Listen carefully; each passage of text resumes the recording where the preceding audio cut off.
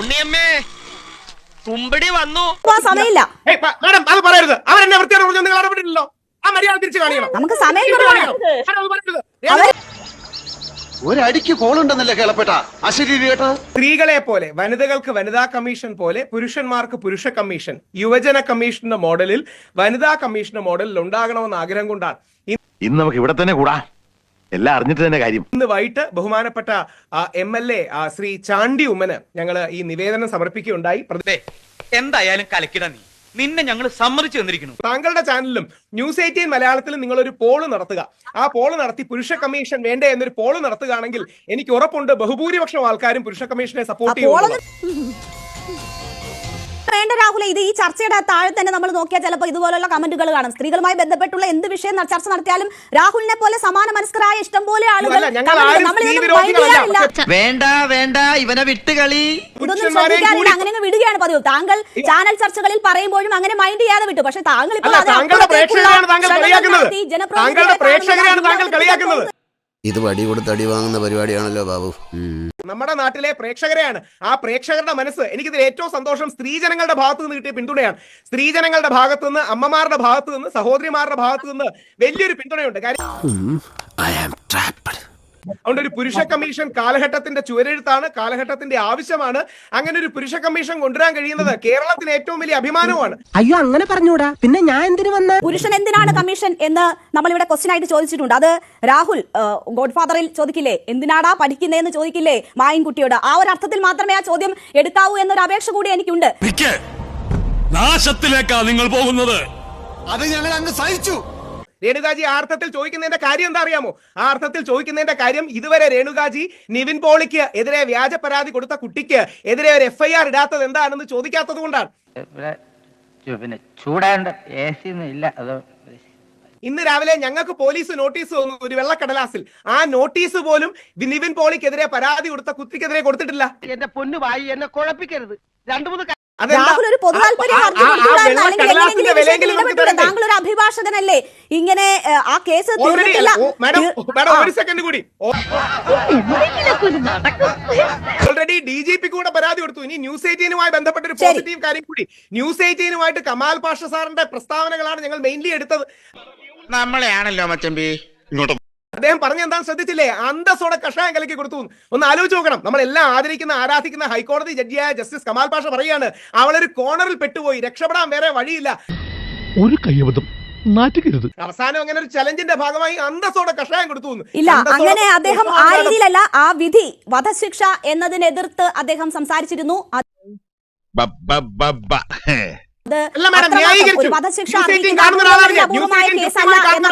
പറഞ്ഞതാണ് അദ്ദേഹം അതിനകത്തുള്ള ഹൈക്കോടതി റിട്ടയർഡ് ജസ്റ്റിസ് ആണ്. അഭിപ്രായം പറയാനുള്ള അവകാശം എല്ലാവർക്കും ഉള്ളതാണല്ലോ ശ്രീ രാഹുൽ ഈശ്വർ. താങ്കൾക്ക് മാത്രമല്ല, താങ്കൾക്ക് ഈ വിഷയങ്ങളിൽ ഈ നിലയ്ക്കുള്ള അഭിപ്രായം പറയാമെങ്കിൽ ഒരു വിധിയെ ഒരു റിട്ടയർഡ് ജസ്റ്റിസിന് അത് വിലയിരുത്തിക്കൂടെ?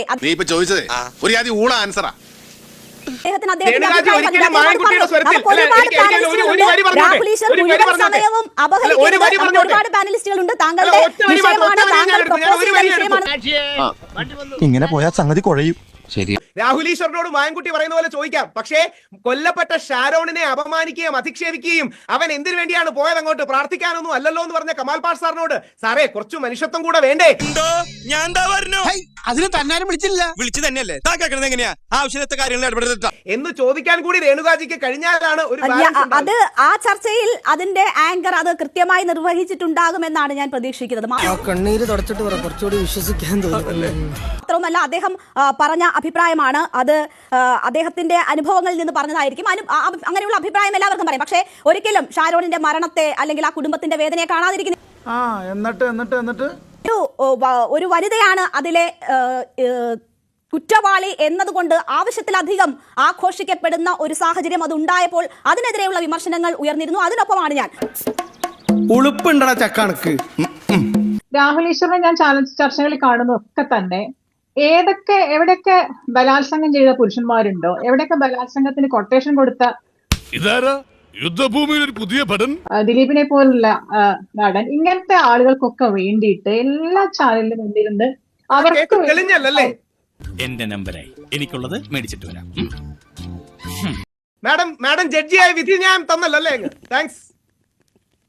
ഇടപെടല് ഞാൻ സംസാരിച്ചു കഴിഞ്ഞാൽ താങ്കൾ സംസാരിച്ചപ്പോൾ ഞാൻ റേപ്പിസ്റ്റ് എന്ന് വിളിച്ചിട്ട് ഇടപെടും. അങ്ങനെ ഒരാളെ റേപ്പിസ്റ്റ് എന്ന് വിളിച്ചാൽ കോടതി കുറ്റക്കാരനാണെന്ന് കണ്ടെത്തുന്നതിന് മുമ്പ് വിളിച്ച ഇടപെടും. ബലാത്സംഗത്തിന് ദിലീപ് കൊട്ടേഷൻ കൊടുത്തു എന്നുള്ളത് ഇവിടെ എല്ലായിടത്തും മാധ്യമങ്ങളിലും വന്നതാണ്. പോലീസ് കവി തല്ലു വാങ്ങിയിട്ടേ പോകുന്ന തോന്നുന്നത്. വെറുതെ അല്ലല്ലോ 190 ദിവസം പിടിച്ചിട്ട് ജയിലിട്ടത്. ഇവരൊക്കെയാണ് നിയമത്തെ കുറിച്ച് പറയുന്നത്. അങ്ങനെയാണെങ്കിൽ നമ്പിനാരായണൻ 50 ദിവസം ജയിലിൽ കിടന്നില്ലേ? നമ്പിനാരായണൻ ചാരനായോ? എന്ത് ലോജിക്കാണ് മാഡം?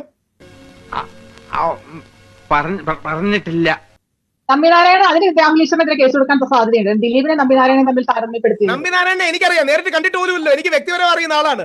ഇതേപോലെ അപക്വമായ അറിവുള്ളവരാണ്. ദൈവമേ, മൂർഖനെയാണല്ലോ ചവിട്ടിയത്. ദിലീപ് 90 ദിവസം ജയിലിൽ കിടന്നില്ല, അതുകൊണ്ട് കുറ്റവാളിയാണ്. മാധ്യമങ്ങളിലെല്ലാം വന്നു എന്ന് ഞാൻ പറഞ്ഞില്ല. ഫെമിനിസ്റ്റ് എങ്കിൽ ഞങ്ങൾക്ക് സന്തോഷമാണ്. ഇതല്ല ഞാൻ തെളിയിക്കാൻ വന്നത്, ഇതല്ല. ഒന്ന് ശരിയാക്കണം. ഇത് കേട്ട് നോക്കണം. ദിലീപ് കുറ്റവാളി അല്ലാന്ന് കോടതി വിളിച്ചോ? ദിലീപ് കുറ്റം ചെയ്തു കുറ്റവാളിയല്ല എന്ന് രാഹുൽ പല ചാനലുകളിൽ നിർത്തിയെന്ന് അവമാനിക്കുവാണെന്ന്. ഇനി കുറ്റവാളിയാണെന്ന് പറഞ്ഞാൽ ഇന്നസെന്റ് അണ്ടിൽ പ്രൂവ് ഗിൽറ്റി എന്ന് ഞാനെങ്കിലും എനിക്കുണ്ട്. ദിലീപ് കുറ്റവാളിയാന്ന് പറയാൻ എന്ത് അധികാരമാണ് ദിലീപിനുള്ളത്? എവിടെ ഇതൊരു നടക്കി പോണ ലക്ഷണില്ല.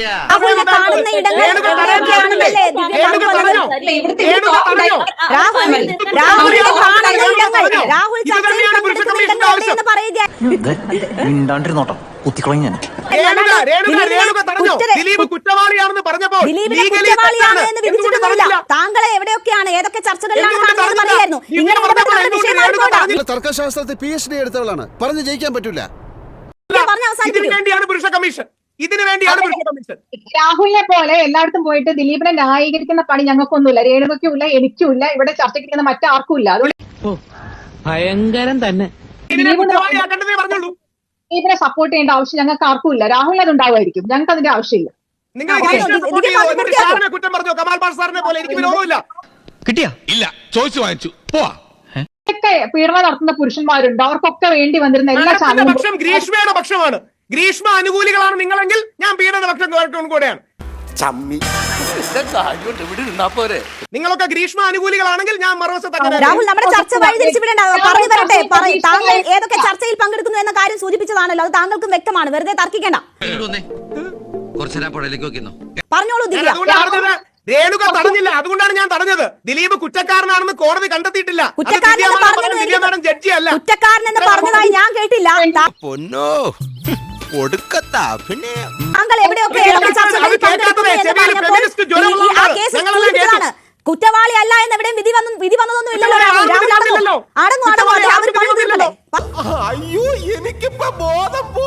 രാഹുൽ ഈശ്വർ പറഞ്ഞു ഞാൻ ഗ്രീഷ്മയുടെ പക്ഷമാണ്. ഞാൻ ഒരു ചാനൽ ചർച്ചയിലും പോയിട്ട് ഞാൻ ഗ്രീഷ്മയ്ക്ക് വേണ്ടി വാദിച്ചിട്ടില്ല. ഗ്രീഷ്മ കുറ്റം ചെയ്തിട്ടില്ല എന്ന് പറഞ്ഞിട്ടില്ല. ഗ്രീഷ്മ നിരപരാധിയാണ് ഞാൻ എവിടെയും പറഞ്ഞിട്ടില്ല.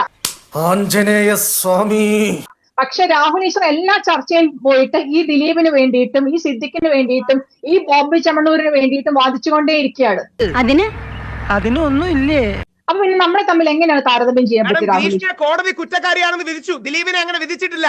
Minimum legal knowledge. എനിക്കെല്ലാമായി തൃപ്തിയായി. ഉൾപ്പെടെ ഇരുന്ന് വളരെ ഒച്ചയ്ക്ക് നമുക്ക് ചിരിക്കാനുള്ള അവസരം തരുന്നതിന് എനിക്ക് രാഹുൽ ഈശ്വറിനോട് ഭയങ്കര നന്ദിയുണ്ട്. എന്താടാ ഇത്, രാവിലെ ഒലിപ്പിച്ചു തുടങ്ങിയോ? പറയുന്ന കേട്ട ഞങ്ങളുടെ പാൽ അവരെടുത്തോണ്ട് പോയി, ഞങ്ങളുടെ പ്ലക്കാർഡ് അവരെടുത്തോണ്ട് പോയി, ഞങ്ങളുടെ പടക്കം അവരെടുത്തോണ്ട് പോയി. മറുപടി ഒരുമിച്ച് തരാം.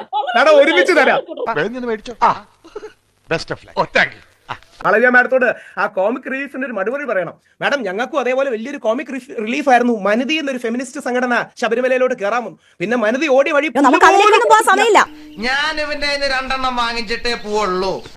മാഡം അത് പറയരുത്. അവരെന്നെ വൃത്തിയോട് പറഞ്ഞു, നിങ്ങൾ ഇടപെട്ടില്ലല്ലോ. ആ മര്യാദ തിരിച്ചു കാണിക്കണം. നമുക്ക് സമയം കുറവാണ്. പിന്നെ ചൂടാണ്ട് AC ഒന്നും ഇല്ല. അത്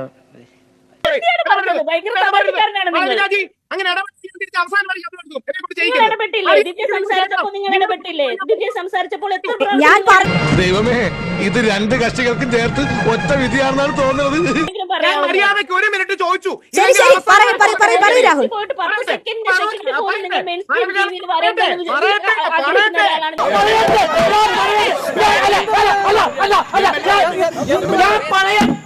നിങ്ങൾ 50 ലക്ഷം രൂപ ഉണ്ടാക്കിയ ഒരു മതിലുണ്ടാക്കിയല്ലോ. ഞങ്ങൾ 5 പേര് തലയെക്കെട്ട് ഇറങ്ങി താഴെ വീണു. ആ കോമിക് റിലീഫ് ഞങ്ങൾ ഒരുപാട് ആസ്വദിച്ചതാ. നിങ്ങളടക്കമുള്ള ഒരുപാട് ഈ ശബരിമല ഞാനൊരു സത്യം പറഞ്ഞ് വിശ്വസിക്കൂ. എന്നാ എനിക്കത് ഓർമ്മയില്ല. ഇനി ഒരു കാര്യം കൂടി മാഡം മറുപടി കേൾക്കൂ. ഇല്ലെങ്കിൽ തിരിച്ച് എനിക്ക് ബഹളം വെക്കാൻ അറിയില്ലേ മാഡം? മാഡത്തിന് തോന്നുന്നുണ്ടോ? മാളവിക മാഡത്തിന് അഭിപ്രായമുണ്ടോ രാഹുലിന് സൗണ്ട് എടുക്കാൻ പറ്റില്ല എന്ന്? ഒരാവേശത്തിലെടുത്ത് ചാടി വേണ്ടായിരുന്നു അല്ലേ? ദയവായി ശരി കേൾക്കൂ. ശരി മാളവിക, ഇനി രാഹുൽ പറഞ്ഞു തീർക്കട്ടെ. പറഞ്ഞോളൂ രാഹുൽ, പറഞ്ഞോളൂ. ശരി, അതുകൊണ്ട് എന്റെ വായിക്കാത്ത കയറി വിടുവിച്ചാലേ ശരിയാവും. ഞാൻ അടക്കമുള്ള ആൾക്കാരെ പല ചാനലുകളും വിളിച്ചിരുന്നു ഈ ശബരിമല പ്രക്ഷോഭകാലത്ത്. എന്തിനാണെന്നറിയാമോ? രാഹുല് ഞങ്ങളുടെ നെഞ്ച് ചവിട്ടിയെ കയറും എന്നൊക്കെ പറയും. അവസാനം നിങ്ങൾ തകരുമ്പോ ഞങ്ങൾ ചിരിക്കുമെന്ന്. എന്തായി? ഈശ്വര, ഇവിടെ ആരുമില്ലല്ലോ ഇതൊന്ന് പറഞ്ഞു ചിരിക്കാനായിട്ട്. ഈ നാട്ടിലെ എല്ലാ രാഷ്ട്രീയ പാർട്ടികളും ഫെമിനിസ്റ്റുകളും അപ്പുറത്ത് നിന്നിട്ട് ഞങ്ങൾ ജയിച്ചില്ലേ? അവര് കേറാനുള്ളവർ കേറി. നിങ്ങളുടെയൊക്കെ വില അത്രേ ഉള്ളൂ എന്ന് മനസ്സിലാക്കിയാൽ മതി. കേറാനുള്ളവർ കേറിയില്ല രാഹുൽ, ഞങ്ങളൊക്കെ വിഷമിക്കേണ്ടതാണല്ലോ. എന്തേട്ടോ ഉണ്ടുപോക്കി കാണിക്കരുത്. ഇല്ലേട്ടോ. അതുകൊണ്ട് നിങ്ങളുടെ കോമിക് റിലീഫും നിങ്ങളുടെ ഈ ഫെമിനിസ്റ്റ് റിലീഫും ഫെമിനിസ്റ്റുകളുടെ നിലപാടും ഒക്കെ നമുക്കറിയാം. അത് മറ്റൊരു വിഷയം. കർത്താവിന്റെ നാമത്തിൽ ബാക്കി പറയരുത്. നേരത്തെ എന്നെ പറഞ്ഞു എന്നാൽ ഒരു കാര്യത്തിൽ അഭിനന്ദിക്കുന്നു മാളവിക. ഒരു കാര്യത്തിൽ, അതായത് അവസാനം എൽദോസ് കുന്നപ്പള്ളിയുടെ അടക്കം സിദ്ദിഖിന്റെ അടക്കം കാലം അലജ്ഡ് എന്ന് പറഞ്ഞു. രണ്ടാമത് ദിവ്യ മാഡം പറഞ്ഞപ്പോഴും ആരോപിതൻ എന്ന് പറഞ്ഞു. ആര് പറഞ്ഞു? എപ്പ പറഞ്ഞു? ഞാൻ പറഞ്ഞിട്ടില്ല. അത് രാഹുൽ ഈശ്വറിനെ പോലുള്ളവരാണ്. അത് ഞങ്ങളുടെ പുരോഗതിയാണ്.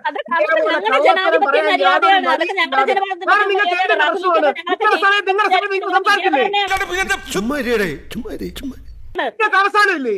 ബാക്കിയുള്ളവർക്ക് ഞാൻ മറുപടി പറയാൻ കേൾക്ക്.